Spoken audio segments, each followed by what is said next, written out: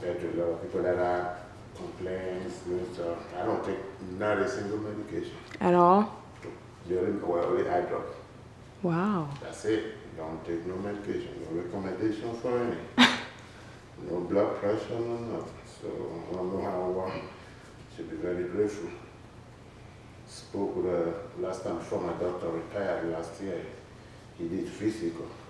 And he was telling his assistant, this man's not going to need blood pressure medication in his life. Wow. He said that. I'm like, well, you're not God, but thank you.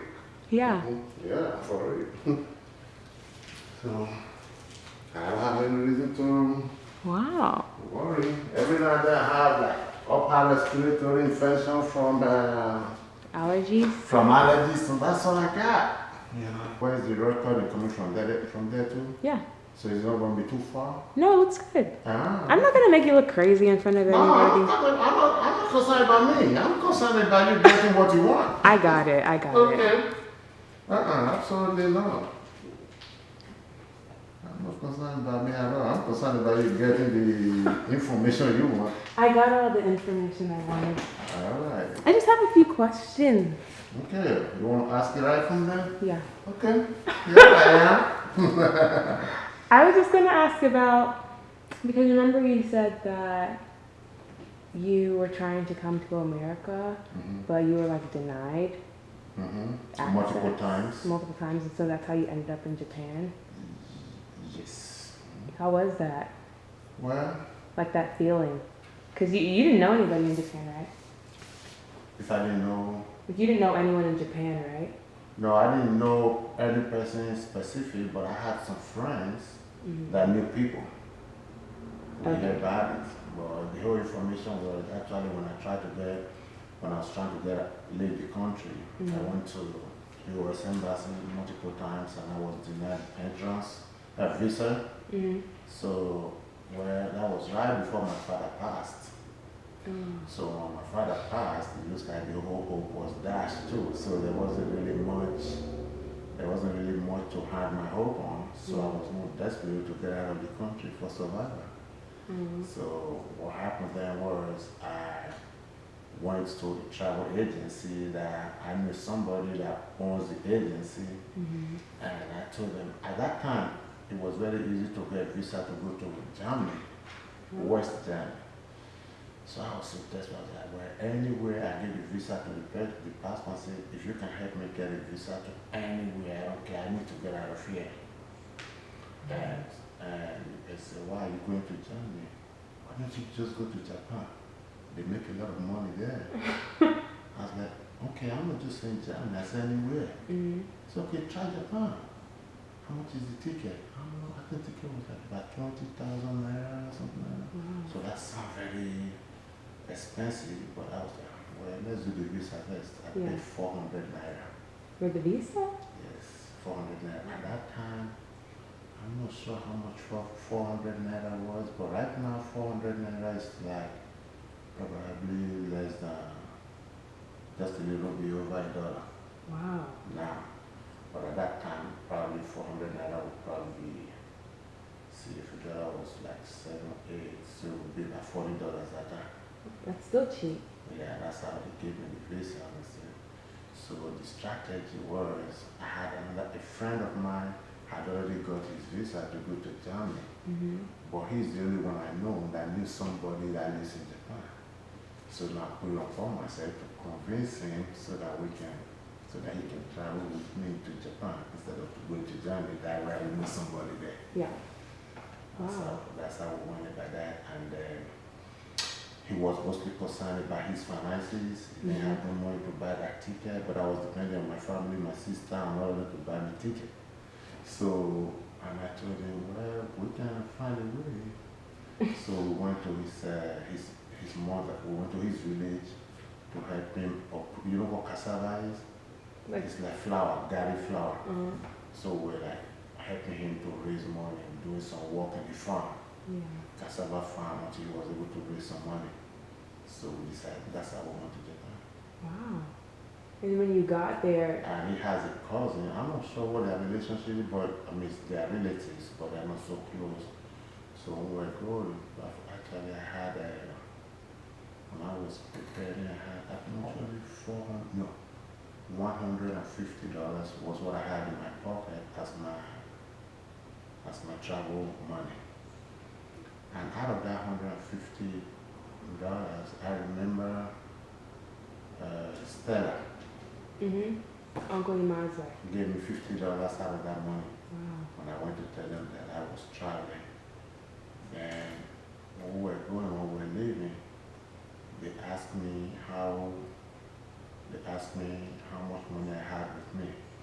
Well, Mike, my friend, had about $400, $500. So for me to be able to beat security, Mike gave me additional money to add to now, so that my 150 will not be too Small. be too small. Yeah. At the end of the day, by the time I make it, I only had $20 with me as my money. My God. But the other money I was able to give it to Mike because Yeah. they didn't take his money. They didn't take everything. But when I took Mike's money out, I was left with $20. $20. That's how I got to Japan. Got out of the airport. As soon as we got out of the airport, we got in the bus. Mike paid my bus. Charlie, I think we used the bus on the trip. So we used the bus to the Ikebukuro. They call it Ikebukuro train station. Wow. Yeah, that's how we got there. So he took us to English House. It's called English House. It was a guest house. Okay.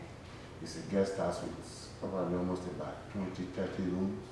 Okay. But you see, it was occupied by mostly Africans, Nigerians mostly. Wow. 4 or 5 people in the room, 4 or 5 people in the room. So he took us there. So later that evening, because he came to English House and picked him up. So that's when he said, please just hold that money since you don't have any money with you. So he gave me the 150. So I got there. Do you still talk to Mike? Oh yes, he's in Australia. I can still talk to Really? him. He's in Australia? Mike is in Australia, yes. From Japan? Let me see what time it is. It's Monday now. He might be at work. Oh yeah, I can talk to Mike right now. He went from Japan to Australia? Yeah, a year and a half later. I don't think a year and a half later, Japan, he didn't stay that long either. Or 2 years later, Japan government made a law. I don't think it was a law, it was a rumor that we hear that there's a new law that if an illegal immigrant is caught, that immigrant, they will have to pay about 100,000 or 1 million. I don't remember the amount, to be fair. I mean, to be honest, but will pay substantial amount to Japanese and will still be deported. Oh my God. So people that have raised like $20,000, all we're doing is working. When we work in the warehouse. Sometimes the owner of the warehouse let us live in the warehouse too. Wow. So that's how we're working and living on it. So eventually, when that news came out, everybody started buying tickets. And decided, I have 20,000, maybe I can go to Nigeria now and go find a way to go to the US or go to Canada or go to other places. I did not do that. You didn't leave? I was too scared to go home. Yeah. So what I did was I bundled the $15,000 that I had and I gave it to somebody to give it to them at home. Wow. To keep and say, well, even if you catch me with empty hand, let me see, I'd rather go to the jail here than to give you my $15,000 that I worked so hard for. Yeah. So that's how I stayed in Mike. When they got home, many of them now had the opportunity to travel places. Even the present king in Ewohimi, innocently, he was one of us too. Wow. He moved to Canada. Mike went to Australia. Wow. And you stayed in Japan for how much longer? I think it's I stayed probably a year and a half, almost. Total was about 3.5 to 4 years. Yeah. 3.5 to 4 years. And you didn't know what was going to happen after that? No, after that I decided to go home. After I made some money. You went back to Nigeria? I went straight back to Nigeria. And then you ended up... I made enough money that I was comfortable that if I get to Nigeria, I can find a way without asking nobody to buy me ticket. So that's what happened. Wow. Yeah, that's what happened. So how was your experience in Japan? Like racially and economically? Frankly, at that time, when you grow up with same race, we don't have that sensitivity Okay. to race issue. Yeah. Even sex Mhm. is another issue too that we didn't really have sensitivity to. Okay. Until I got to places like Japan, actually it was in Nigeria that I experienced it one time. Because I didn't know much like that. Mhm. But for race, when I got to Japan, I felt very comfortable, Oh. secure. The reason being, what was the reason why I was so insecure in the first place? No job. Mhm. But you had a job in I Japan. had a job. I wasn't afraid of the street, somebody's gonna rob me in Nigeria or anything. And Japan was peaceful, Mhm. so I didn't care.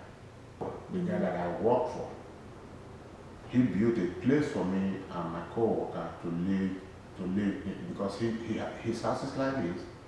He has a warehouse where it used to be his warehouse until he moved to a bigger warehouse. Mhm. So he now built like,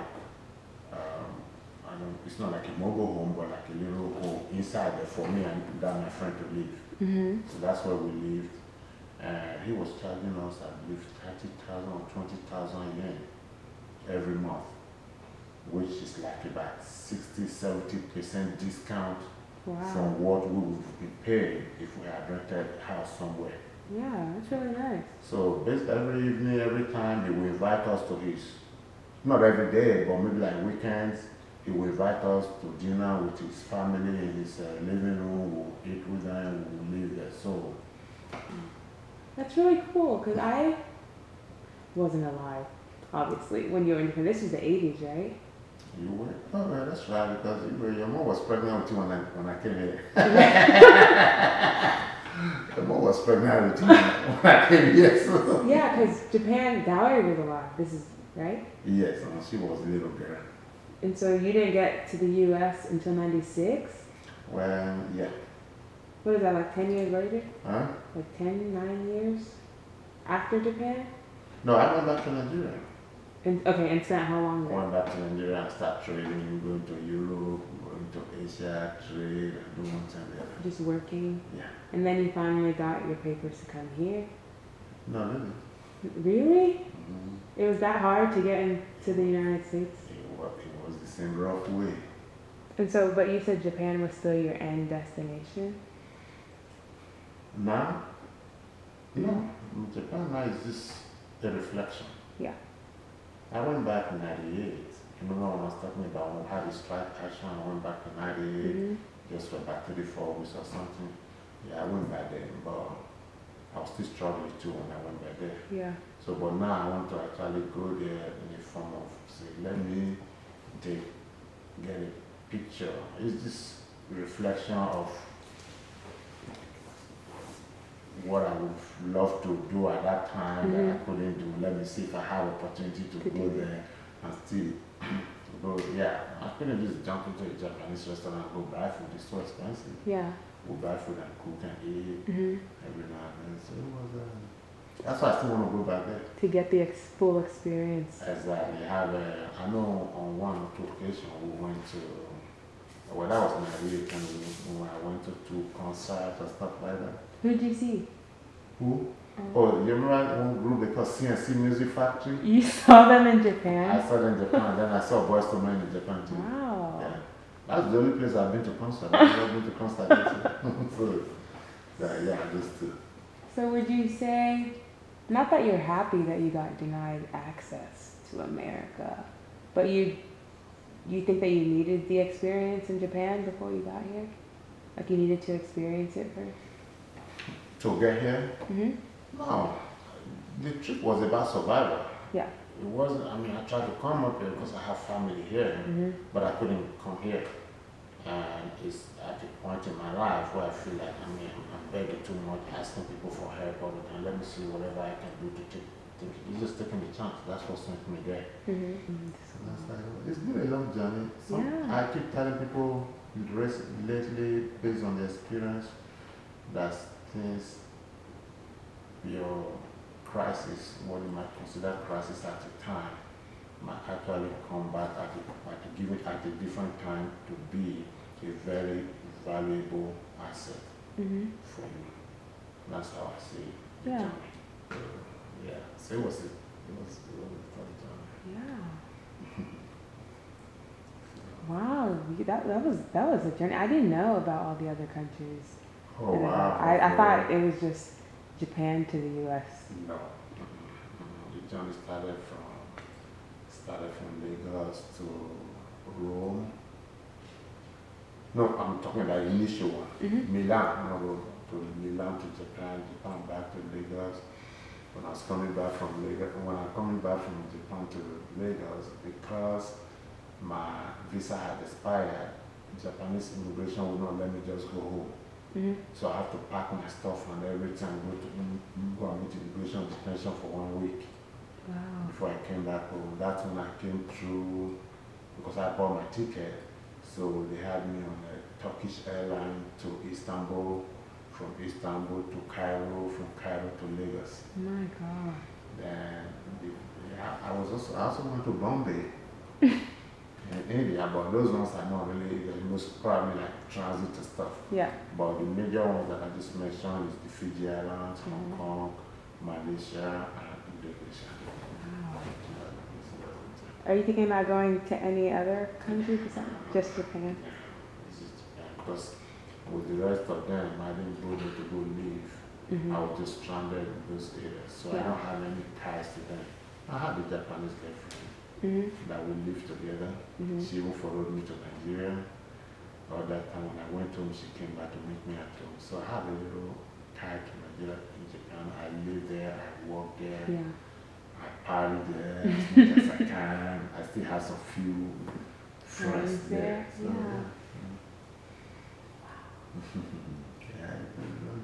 It has been a long time. So when are you thinking about going back to Japan? I have no specific, with these kids on their basketball stuff now, it's very hard for me to make plans. Just make a schedule. But now that he's back with basketball, I need to see what his schedule is going to be. And any of the time they have a break, I can just jump in there for a couple of weeks and come back. Yeah. CJ can drive now, so he can help a little bit. Actually, it's probably going to be before CJ goes to college. So before next year. To help. Well, by the time CJ goes to college, Titi will be driving too. That's true. So he will get help to have a little to breathe. To breathe. Yeah. Wow. You should tell them this story. CJ at least. They're still very young. They're still very young. I mean, they know, frankly, they will. You probably didn't ask about this for the past 6-7 years. But what brought this on is not just because of your profession, it's also because you are mature enough now to start using that information for any practical purpose. Yeah, so they will get there. Hopefully, God give me long life. I'll tell them. If not, you have the story now. I'll tell them this. It's on record now. Exactly.